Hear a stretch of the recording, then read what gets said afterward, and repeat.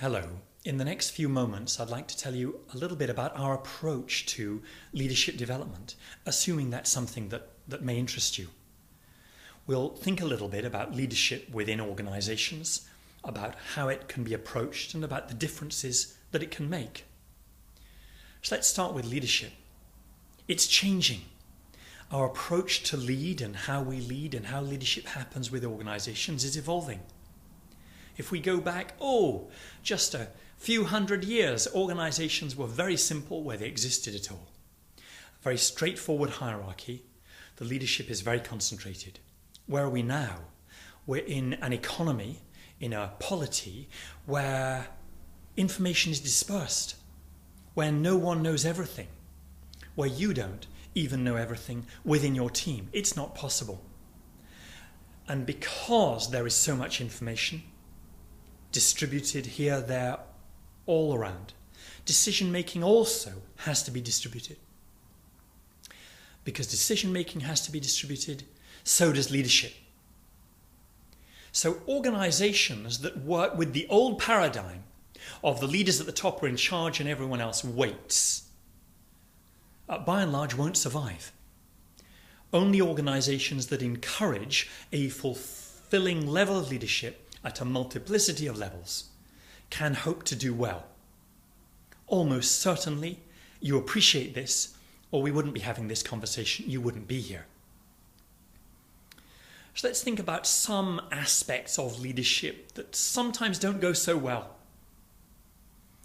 Well, we probably have a common sense of what great leadership looks like, of people who are willing to be accountable, who will step up to the mark, who will engage and work with colleagues, who know they want to make a difference for the greater good of the organization, its customers, its whatever else. We know all of this. We know that's what it looks like. We also know that people want to do that, want to provide that, but often don't. Let's think about some of the obstacles in their way. First one, obvious one, self-belief. If I work with a group and invite everyone in the group to think of themselves as potentially great leaders, if I invite you right now to think of yourself as a great leader, maybe part of you is thinking, not sure, not quite me, just a little bit of a, not quite, a fairly good leader maybe. Forgive me if that doesn't quite fit for you, but you get the general point. We don't think of ourselves as being great or potentially great. Though I do see you and everyone else I work with that way, potentially great. So we've got our inner obstacles, our inner voice, our fears, our anxieties, our risk avoidance, our playing it safe. That's the internal dynamic. We also, of course, have the external dynamics of others, of their behaviors. We often work with organizations where they'll say, well, we want our people to take risks and move forward. And then, of course, it's always interesting to explore what happens to your risk takers when it doesn't come off. Where are they now? How's it going? And to ensure that the culture, which is really, in simple terms, the behaviors of everyone else, is running well and is supportive, is one of the reasons why, where possible, we like to work across an organization, not just seeking to enable 2 people or 10 people or 20 to make a leap forward to where they're in a space where they are more deeply connected, more able to transform themselves and one another. But we like to work with a meaningful number that can enable that shift to happen across the organization. A little bit of language from us you may have heard before in another context from us. We talk about awareness, so do other people, and connection and transformation as neatly capturing key aspects of leadership. Awareness. Right now you're aware of this voice, what you're seeing, your thoughts about this, perhaps your breathing, your seat on the chair, whatever else you're aware of, your thoughts about possibilities here. Awareness of self and of others is well established, of course, in emotional intelligence and in many traditions for millennia. Connection. We say you don't connect with what you're not aware of. And leaders connect with themselves, with purpose, with one another. Really connect. Not in a put on an act and look like you're the bee's knees, but actually really connect. And people can tell the difference. Connection in turn provides the basis for transformation. Trans, to move across, form from one form to another. Why is that relevant? Because leaders transform themselves, their teams, their one another. Is this possible? Absolutely.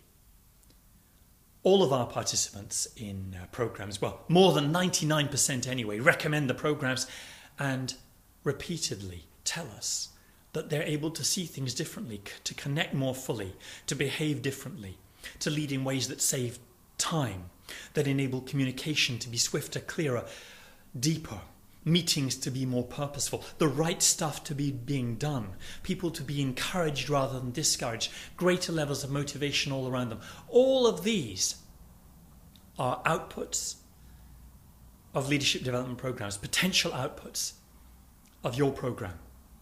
Of course, each of them is different, depending upon your particular requirements, where your colleagues are now, and where you sense they could be. That's why for us, we always start with your brief. What have you got going on now? Where do you want your teams to be in terms of their approach to leadership, their ability to lead and all of that? You will know so much that you could tell us about that, in confidence, of course.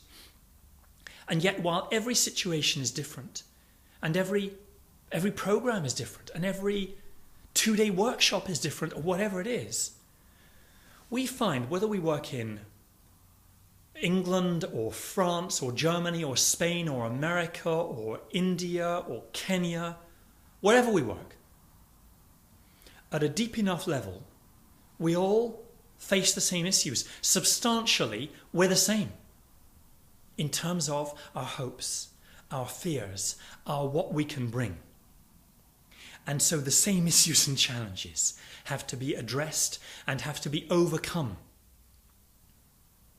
So as we, in this work, discover more of what it is to be human, more of what it is to be ourselves, more of what it is to be authentic, to really be authentic, not a kind of dictionary definition of it, but to really connect with something deeper and more profound that's in us, we find it's in one another too, that essentially we're in the same place. And this provides a great basis for a stronger camaraderie and a move forward. Our programs are always fun, they're always highly engaging, hopefully they're always inspirational and transformational. Thank you for exploring to this point. We look forward to hearing how you would like your leaders to lead.